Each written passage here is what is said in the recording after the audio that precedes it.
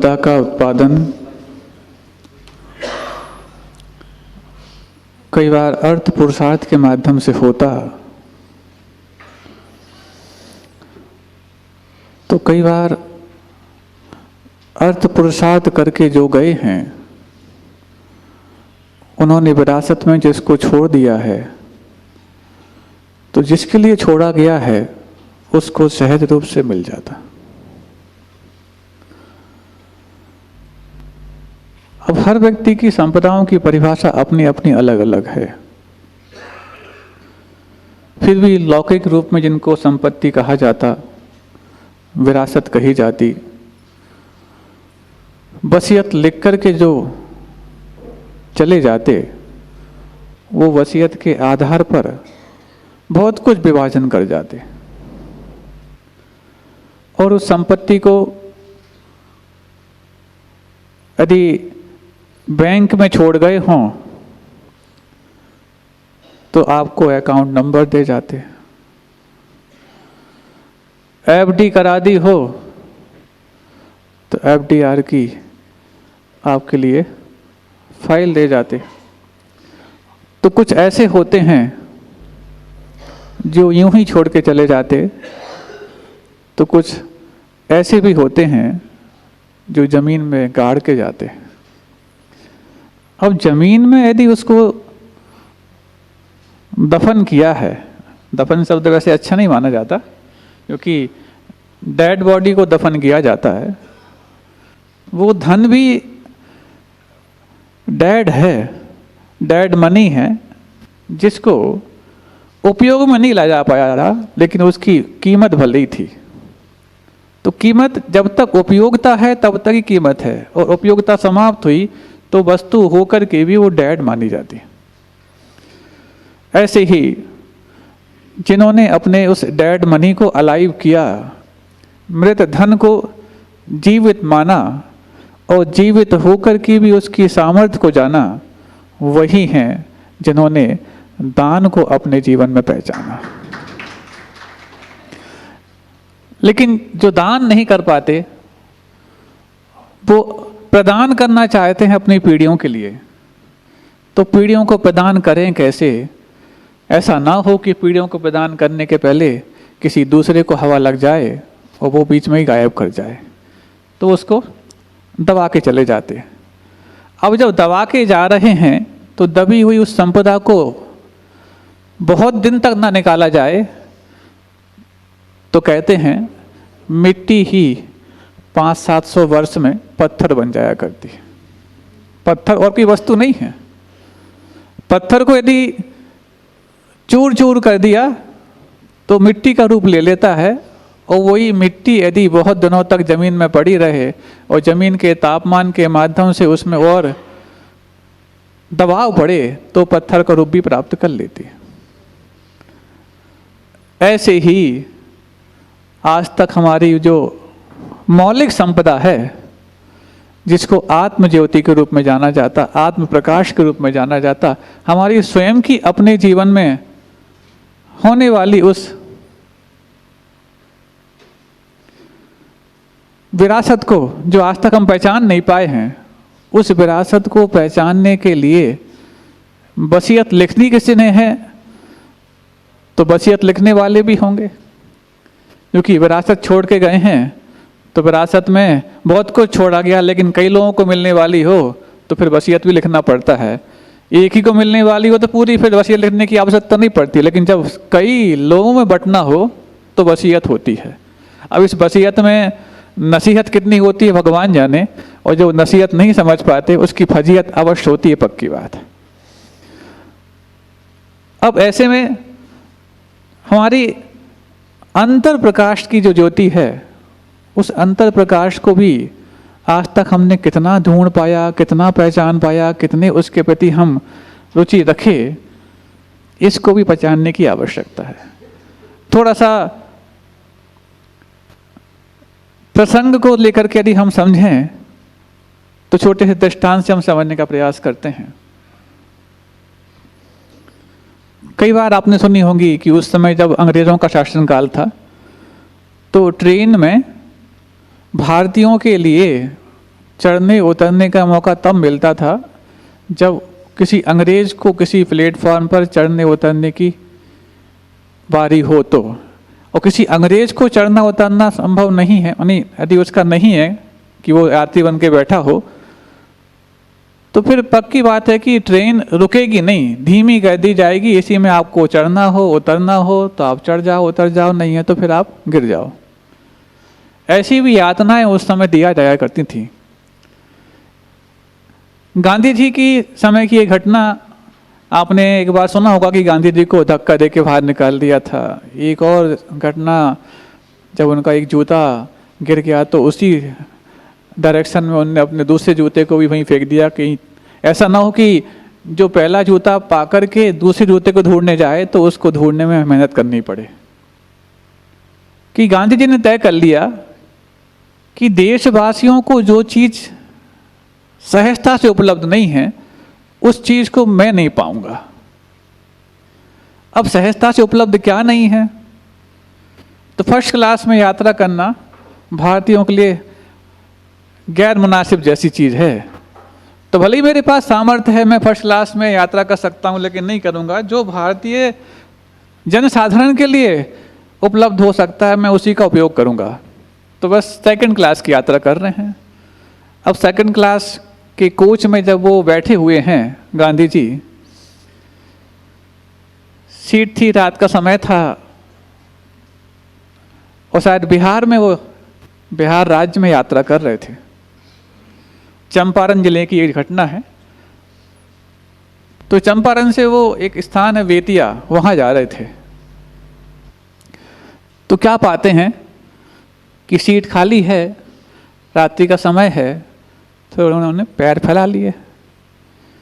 अब होता ही है, जब सीट खाली है और रात में है तो रात में तो पैर फैलना स्वाभाविक सी बात है। ठंडी में बात अलग है कि फैले हुए पैर भी सुखड़ जाते हैं, और सुबह सुबह जब ठंडी बढ़ जाए तो फिर खड़े हुए व्यक्ति भी ठिठुर जाते हैं।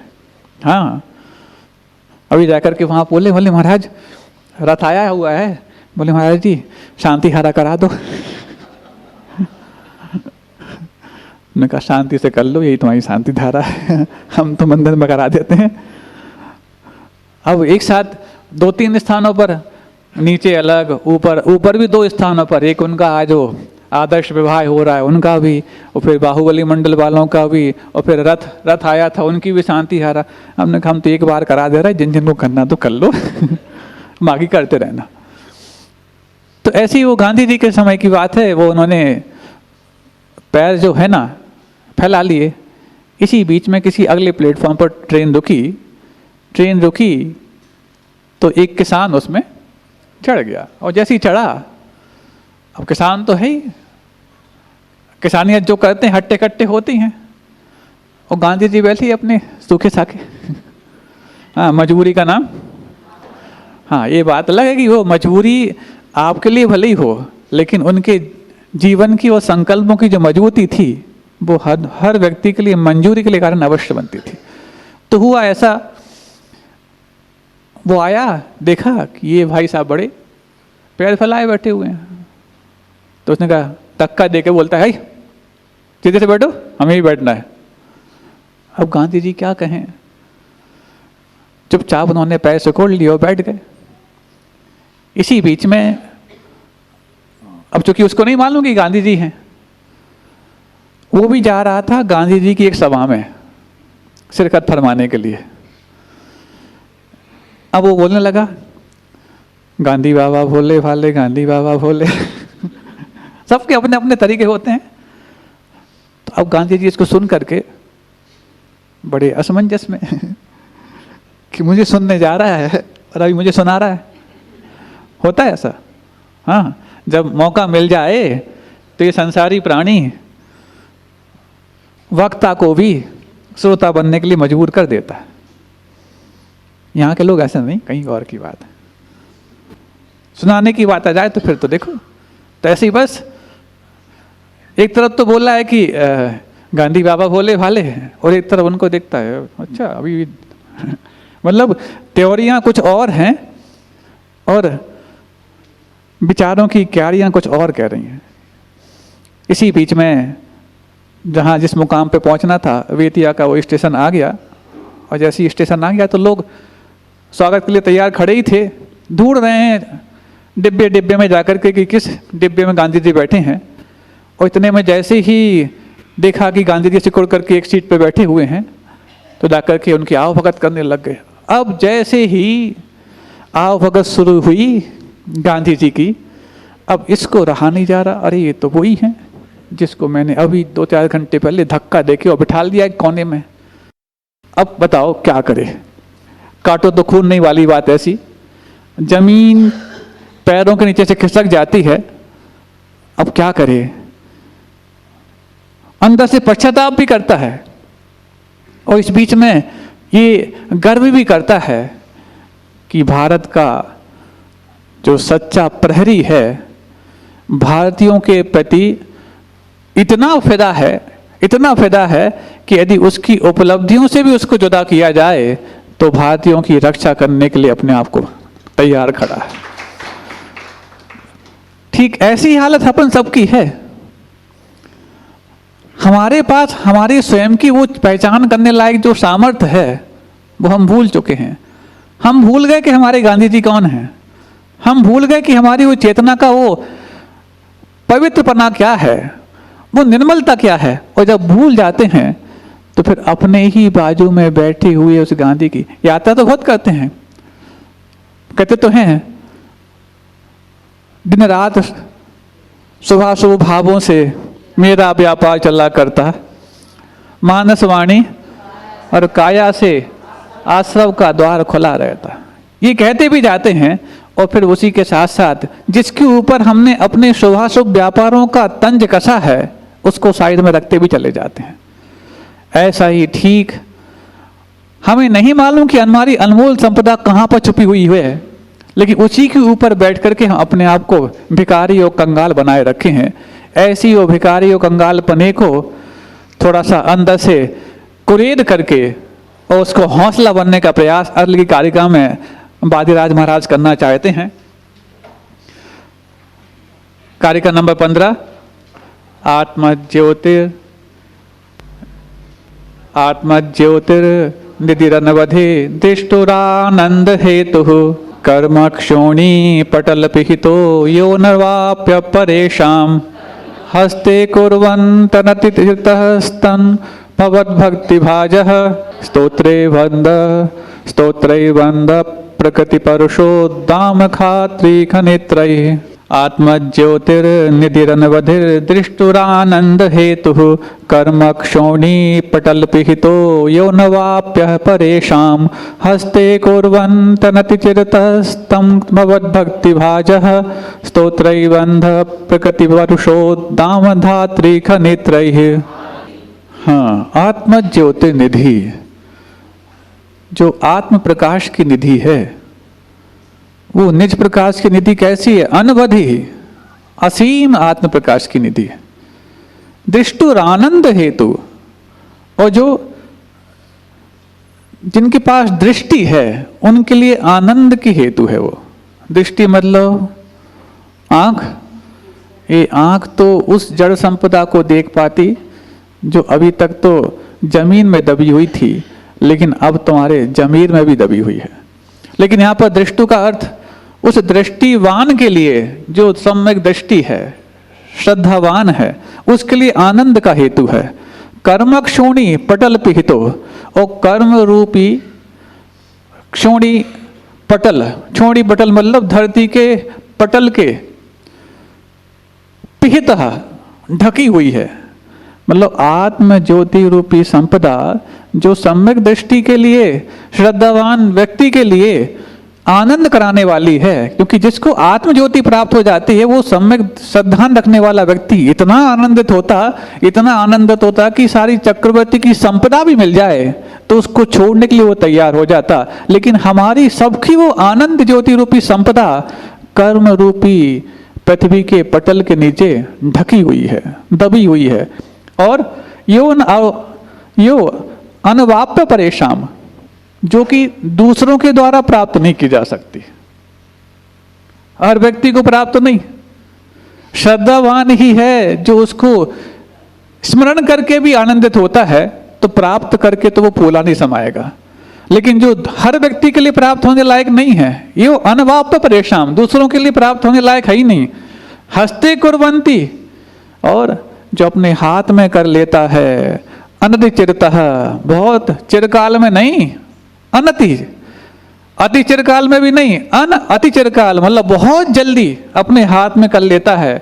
भगवत भक्ति भाजा, आपकी भक्ति का जो भाजन है, आपकी भक्ति को करने वाला भक्त है। कैसे? स्तोत्रई बंद प्रकृति परुषोद्दाम धात्री कनित्रयी, ऐसे स्तोत्र के द्वारा, ऐसी स्तुति के द्वारा जो बंद और प्रकृति के कठोर प्रहार। अब जैसे मान लो कोई भी कठोर यदि पत्थर है, उसके नीचे यदि कोई चीज दबी है तो उसको प्रहार भी कठोर करना पड़ेगा। सामान से यदि मिट्टी निकल आए पानीदार, तो ऐसे हाथ से उठा के अलग कर दो, लेकिन जब कठोर है तो फिर जेसीबी लगती, LNT लगती, और पता नहीं कौन कौन से 200 और 400 कौन कौन सी लगती, तब जा करके निकल के बाहर आता है। ऐसे ही यदि वो बहुत परुष का मतलब कठोर, पुरुष अलग है, परुष अलग है। परुष मतलब कठोर, उद्दाम धात्री खनित्रयी, जो कठोर भूमि को खोदने के लिए, धात्री खनित्रयी, धात्री यानी जमीन को खोदने के लिए क्या, खनित्रयी, कुदाली के समान है। कौन? आपकी स्तुति, जो मेरी आत्मरूपी संपदा कर्मों के द्वारा ढकी हुई है, और ऐसी ढकी हुई कि चिरकाल से ढकी हुई है, उसको जो प्राप्त कर लेता है ऐसा श्रद्धावान तो उसको आनंद से जीता है। लेकिन हर व्यक्ति को वो प्राप्त करने योग्य नहीं है। ऐसे वो नहीं प्राप्त करने योग्य संपदा को भी, जो हर व्यक्ति को प्राप्त नहीं होती, आपकी भक्ति रूपी, आपकी स्तुति रूपी कुदाली के कठोर प्रहार से वो शीघ्र ही अपने हाथ हस्तंगत कर लेता है। अब देखो, एक छोटी सी बात इसमें समझने की ये है, यदि आपको पता लग जाए कि आपके दादा परदादा कुछ गाड़ के गए हैं, पहली बात तो पता लगना बहुत कठिन है, जब तक पता लगता तब तक तो दूसरे को पता लग ही जाता है।